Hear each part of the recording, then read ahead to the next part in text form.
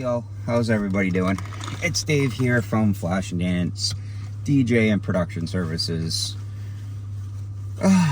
You know how I tell you guys I don't like to shoot more than once. Well, I kind of mucked up. I went out to go do some errands and I thought, on my way home I'll shoot a video about the past week, about why last Wednesday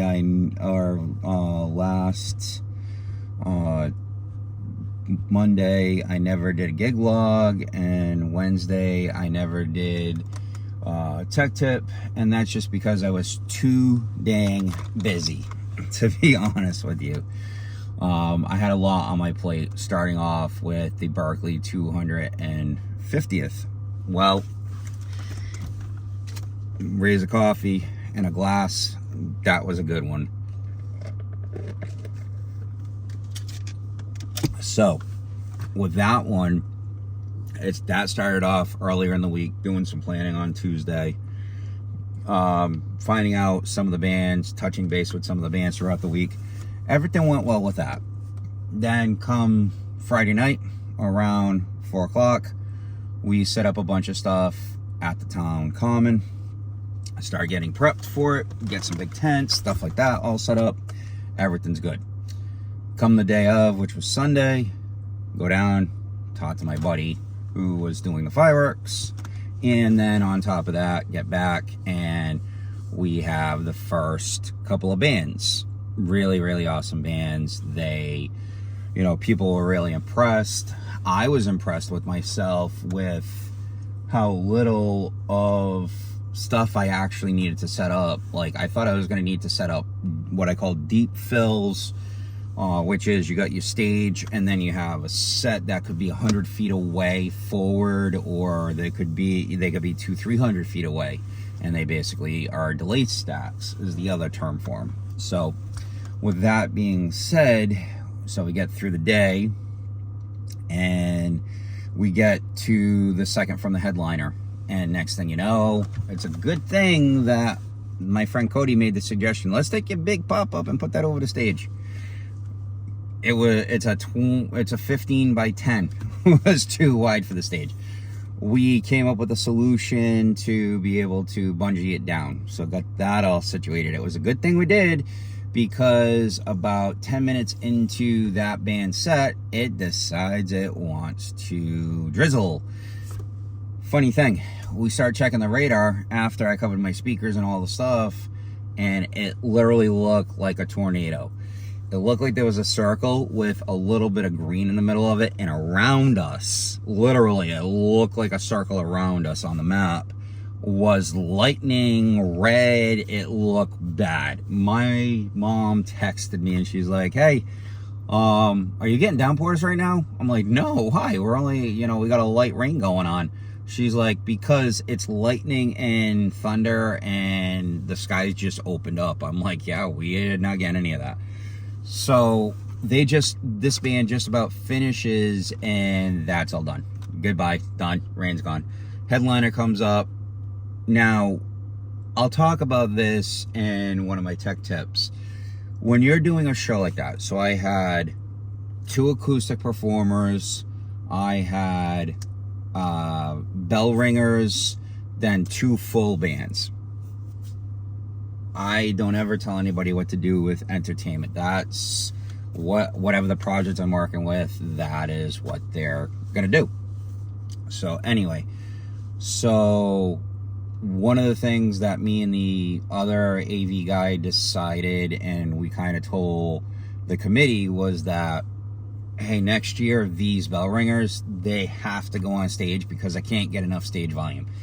Not that I was feeding back, but their bells are so you really can't pick them up unless you're using condensers. So I basically made the ultimate decision that next year, if they're going to come back, if we're going to do this event again, they've got to be on stage, so that way I can use condensers to be able to pick up, and I can put up 8 condensers, because I think there was 5 or 6 people that were ringing bells, so I can put up like 8 condensers around the horseshoe of their tables, and I can pick everything up without a problem.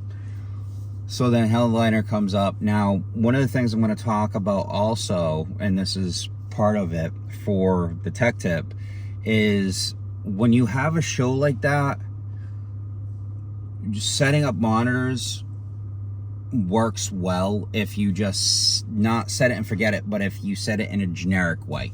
And that's what I do, is unless I work with a band specifically repeatedly, like last night, I use a starting point on them. And as much as people will tell you to ring your wedges out, you can, but here's the problem. If you go from having a dry day, then into a humid or into rain, and then you come out of that, your wedges will not work. Whatever EQs you have, because here's the thing that people told me that they could feel, the bands told me this after the fact when I expressed it to them, but people were telling me, not that they were having difficulty hearing the bands, but they could feel it in the air how thick it was. After I would tell people, they go, oh, you're struggling a little bit with the bands. I said, yeah, but you feel how heavy the air is? And they're like, whoa, I never thought about that. I said, that's why I'm having problems. I said, and it's not the front of house I'm having issues with. I said, it's the stage. When you have thick air, trying to get something like a wedge loud enough for a band member in front of a full band, I had no issues with the acoustics, and I really didn't have any issues with the full bands, just that it took me 3 or 4 songs after the rainstorm hit to get the wedges perfect.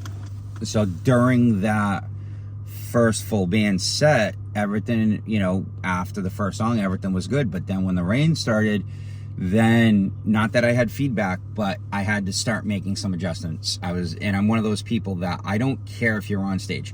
Tell me what you want. I'm doing your monitors. If something's wrong, don't get frustrated. Tell me over the microphone. I know there's a lot of front of house guys that get embarrassed by that. I don't get embarrassed by it, because you know what? If you have to stop your song, text me, you've just ruined the show in a way. I'd rather have you say in between a song or during a song, hey, can you turn the acoustic up? Hey, no problem. It takes me 30 seconds. Because the other thing is, what if I'm in the process of mixing and I got my head down in the mixer and I'm doing something and something needs to be done on stage? Call out on the mic and get my attention. Let me know what you need done. And I did, and both bands were happy with that. After the second or third song with the headliner, things went off beautifully. Unfortunately, because of the positioning, the fireworks crew, I had to have them on the phone. But anyway, fireworks go off, end of the night. Get out of there around midnight, go home, take a shower, get up the next day. Well, that's a regular day for me. Now on Tuesday, turn around, go do Northern Fried up at Manchester by the Sea. Nothing in the forecast about rain. Excuse me for a second. So get up there, set up around 2:30. Another thing I'm going to talk about in tech tip is networking. So my networking side was fine, but my AS50 I was having an issue with. So I ended up talking to ChatGPT, figuring out a few things, sending a few pictures, figured out that that it had something to do with, sure, it's packet loss and stuff like that. However, I think it has a lot to do with doing a lot of outdoor work right now. That my network cables are just, not that they're bad, but they're having issues in certain respects. And I'll explain why in a second. So anyway, get the system up and running, do some system testing. Everything's good as far as I can tell on my side. Now, earlier that morning, the drummer asked me, hey, instead of doing the split tonight like we normally do, can we try and use the SQ rack that we just got? And I said, yes, absolutely. I said, I would rather learn something and take a step back on the way I normally make things than going my normal way and having frustration. I said, I just have to look and see if I can figure out how to do routing in that mixer, since I've never really used it before. I actually got that figured out in about 5 minutes. I got to give Allen and Heath their props. Their systems are good. Their ecosystem is good. Just that I'm not a fan of layer upon layer upon layer to access things. Like on my wing, I have this strip right on the side. It gives me everything at my fingertips. Within a millisecond, I can have whatever I want on the screen. Anyway, to me, the only difference between the two consoles, and then I'll continue the story about the show, is that the 96 versus 48. That's the only, to me, for what I do workflow wise, that's the only thing that the Allen and Heath has going for it that the wing doesn't. That's neither here nor there. Anyway, so the band gets up on stage. They start playing. Everything's fine. We get through sound check. Everything's great. We go take off, go bathroom, get drinks, all that. Get situated, ready to go for the show. And they start playing, and not even 5 minutes in, it starts drizzling. So bag things again, do all that stuff, tarp the subs. And they just asked me, they go, are we still good to go? I said, absolutely, just keep going. So they kept going. So the rain stopped, the sun came out a little bit, crowd started to grow. And this is where things go sideways on this day.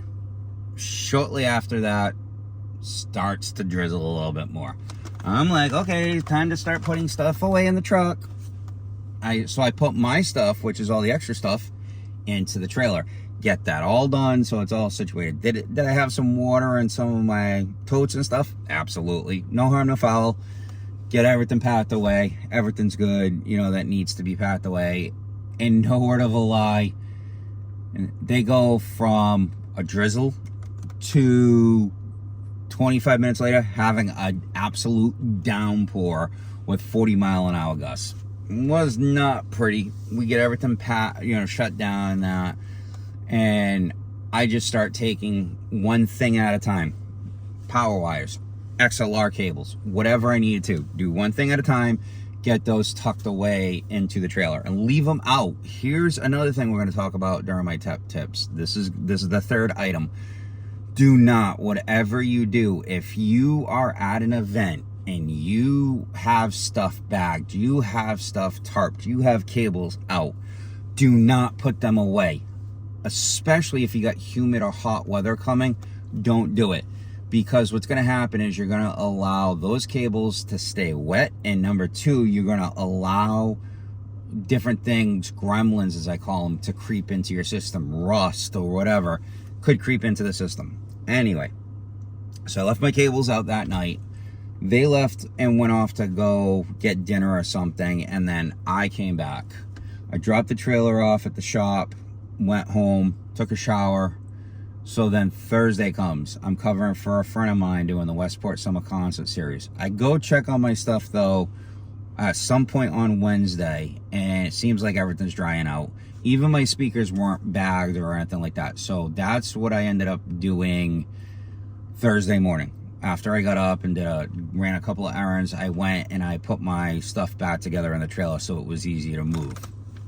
Get down to the site around 2:30. Get all set up, everything's good. Now, mind you, I'm in the northeast, southern part of Massachusetts. Starting Thursday, actually Wednesday, until yesterday, we had temperatures upwards of 90 to 100, somewhere in there. They varied with anywhere from 40 to 60% humidity. That is really dangerous temperatures. So you can have equipment failure. You can have catastrophic equipment failures. You can get heat stroke, sunstroke, exhaustion, dehydration. You can get all these different things. So that's another subject that we're going to talk about on Wednesday.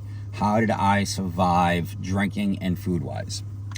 Anyway, so now Thursday, everything goes good. I think by the third song, wedges were perfect. So mixed, and that networking issue I talked about, I checked it while I was there with my 300-foot AES cable. No issues. It was, I think I had 17 correctional packets and either 4 or 5 uncorrected errors, and that's, you don't really want to see that. You really want it at 0. But when it's like that and it's locked in, no harm, no foul, it's working. So you just got to keep an eye on it, and it stayed steady like that. So then we get through that night. I pack up, get home, I don't know, about midnight, go shower, wake up the next morning super early. While I was at the Westport Summer Concert Series, I was talking with the Freetown Parade and Fireworks Committee, and we made the decision to meet up at 7:15. So we went and did that, got the rest of the turtle booth, and I came down to the park where that was going to be. Got all that stuff situated. They all took off. I stayed up here. Once I realized it was closer to 9:30, I turned around and I went to Subway, got 3 different sandwiches. Then I realized the guys for the fireworks had just gotten here, so I went and met with them, chatted with them for a little bit, got told a story about Jimmy Buffett, so I added a new song into my fireworks repertoire, which is on Barometer Soup, one of my favorite albums by Jimmy Buffett. And then came back, finished setting up, did a small light show as well, got everything all situated with that, got packed up, left here around midnight, got home, took a shower, relaxed. Then the next morning I wanted to be up at 6 so I could get to the parade route. And this is something that hit me hard, very, very hard. Now, my uncle and myself always had dreams when I was younger of working this event, the fireworks and the parade, working them together. Back in 2001, unfortunately, I lost my uncle. He was one of the most major influences in my life. He's the person I give thanks for every day that got me into music and stuff like that. So, people walking by and saying thank you to me before the parade. Thank you so much for everything you did. Last night, those tributes you did for Johnny and Bob, those were unbelievable. We had part of our fireworks display was a tribute to the 2 of them, and the opening was designed by a 3rd grader as well. So, so we had some pretty cool things that happened. Then the next day, like I said, was the parade, did that. And then last night I went and worked with Triptonite at the jetty. So I used my 10-foot AES cable, double check things. I had 17 uncorrectable errors, I believe it was. No glitches at all, no audio issues. Had an awesome night. And all I can say is that with what's going on in my life, I may not be the richest guy in the world, but I'm rich in family. And that's why I express something to you, my followers, or people who watch these videos, about the always treating others the way you want to be treated, because I only hope and pray that these people who have been in my life, who have impacted me to a certain extent, that I impact other people's life and hopefully give them something positive. So with that being said, this is why I always sign off with treat others the way you want to be treated, because it's a way of giving back without giving back. I don't want credit for the things I do. It's nice to receive it. It keeps me humble. It keeps me grounded. But do I really want the credit? No. It's just I'm another person on this planet that is enjoying what I do and watching the joy that is put on other people's faces. So with that being said, don't forget that. Also, and I almost forget like I always do, to like, comment, and subscribe to the videos. Also, don't forget to share it if you think somebody could get any educational content out of this. And like I was saying, treat others the way you wish to be treated. And secondly, don't forget to learn one thing every day no matter what it is. So with that being said, I'll see you on Wednesday for Tech Tip Wednesday, and that will be for how did I stay hydrated during the super hot couple of days, and about I'm also going to talk about the Allen and Heath ecosystem versus the Behringer and Midas ecosystem. There was something interesting that happened on Tuesday with that. Nothing bad. It just has to do with what the band they gave me a request that they wanted me to do, and I followed through with it, and I learned something from it. And then and going from there. So I will see you then. Hope everybody survived the 4th of July week here in the United States. So with that being said, I'll see you on Wednesday.